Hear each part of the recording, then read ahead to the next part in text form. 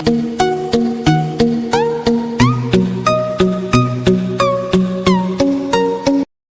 Friends, your ക്രിയേഷൻസിൻ്റെ രേഖാസ് കിച്ചണിലേക്ക് എല്ലാവർക്കും സ്വാഗതം. ഞാനിന്ന് തയ്യാറാക്കാൻ പോകുന്നത് ഒരു നാടൻ ഉള്ളിച്ചമ്മന്തിയാണ് കേട്ടോ. നമ്മൾ പണ്ട് കാലത്ത് അമ്മൂമാരൊക്കെ തയ്യാറാക്കി തന്ന ചമ്മന്തിയുടെ അതേ ടേസ്റ്റിലുള്ള ചമ്മന്തിയാണിത്. അപ്പോൾ ഇതെല്ലാവരും വീട്ടിൽ ട്രൈ ചെയ്ത് നോക്കണം. അപ്പോൾ നമുക്ക് എങ്ങനെയാണ് ഈ ചമ്മന്തി പ്രിപ്പയർ ചെയ്യാമെന്നൊന്ന് നോക്കി വന്നാലോ. ഇതിന് വേണ്ട ചേരുവകൾ: ചുവന്നുള്ളി ഒരു 20 എണ്ണം വേണം, പിന്നെ കുറച്ച് പുളി വേണം, ഒരു ചെറിയ കഷ്ണം ഇഞ്ചി വേണം, ഒരു 15 വറ്റൽമുളക് വേണം. ഇതിൽ എരിവ് കുറച്ച് കൂടുതൽ വേണം കേട്ടോ, അത് കാരണം 15 വറ്റൽമുളക് ഞാൻ എടുത്തേക്കണത്.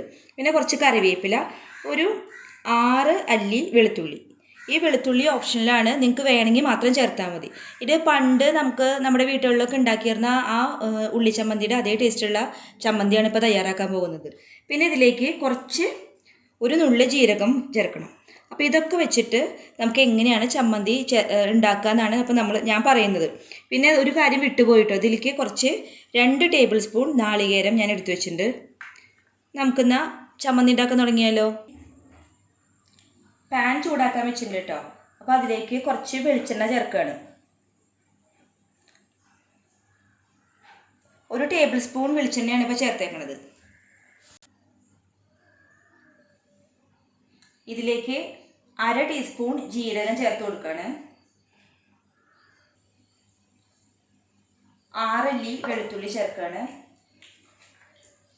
ഒരു കുഞ്ഞിയ കഷ്ണം ഇഞ്ചി ചേർക്കുകയാണ്.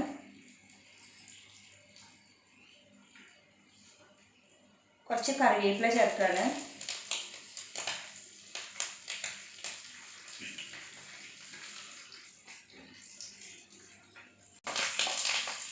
ഇത് നല്ലവണ്ണം ഒന്ന് ഇളക്കി കൊടുക്കാം.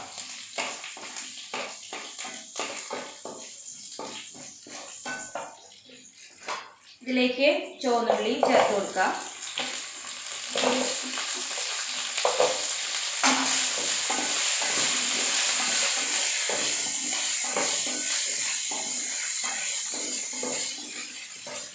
ചുവന്നുള്ളി ഒന്ന് വഴന്ന് കിട്ടുന്നവരെ നമുക്ക് വെയിറ്റ് ചെയ്യാം.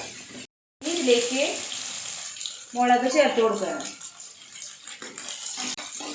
രണ്ടും കൂടിയിട്ട് ഒന്ന് മൂക്കട്ടെ. മുളക് കരിഞ്ഞു പോകാതെ നോക്കണം കേട്ടോ.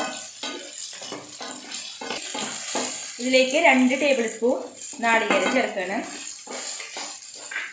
ഒന്നും ഒരുപാട് പൊരിയണ്ട, ചെറുതായിട്ടൊന്ന് പൊരിഞ്ഞാൽ മതി. അതുപോലെ മുളക് അധികം കരിയാനും പാടില്ല.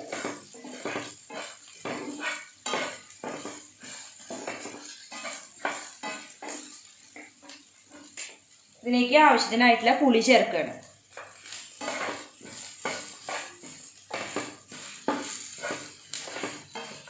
ഇതിലേക്ക് 1/4 ടീസ്പൂൺ മഞ്ഞൾപ്പൊടി ചേർത്ത് കൊടുക്കാം. എന്നിട്ട് ഒന്നും കൂടി ഇളക്കണം.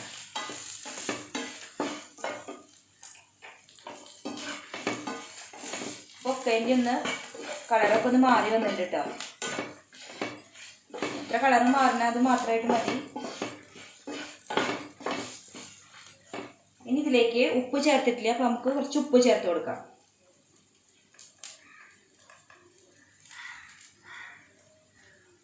ഉപ്പ് ചേർത്തിട്ട് ഇളക്കി കൊടുക്കാം. ഇപ്പോൾ അടി പിടിക്കാതെ കുറച്ച് നേരം ഇത് ഫ്രൈ ചെയ്ത് കൊടുക്കാം. ഒന്നും കരിഞ്ഞു പോകരുത്, അങ്ങനെ ഫ്രൈ ചെയ്തെടുക്കണം.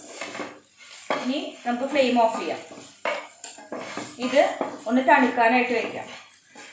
നമ്മൾ ഇത് തണുപ്പിക്കാൻ വെച്ചിട്ടുണ്ടായിരുന്നു. അപ്പോൾ ഇതൊക്കെ തണുത്ത് കഴിഞ്ഞു. ഇനി നമുക്കൊരു മിക്സിയുടെ ജാറിലേക്ക് ഇത് ഇട്ട് കൊടുക്കാം.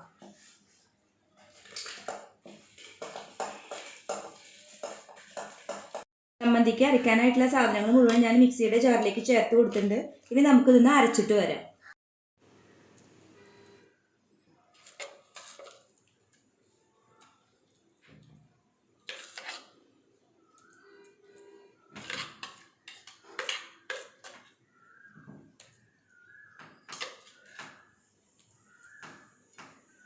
പ്ലേറ്റിലേക്ക് കമത്തി കൊടുക്കാം.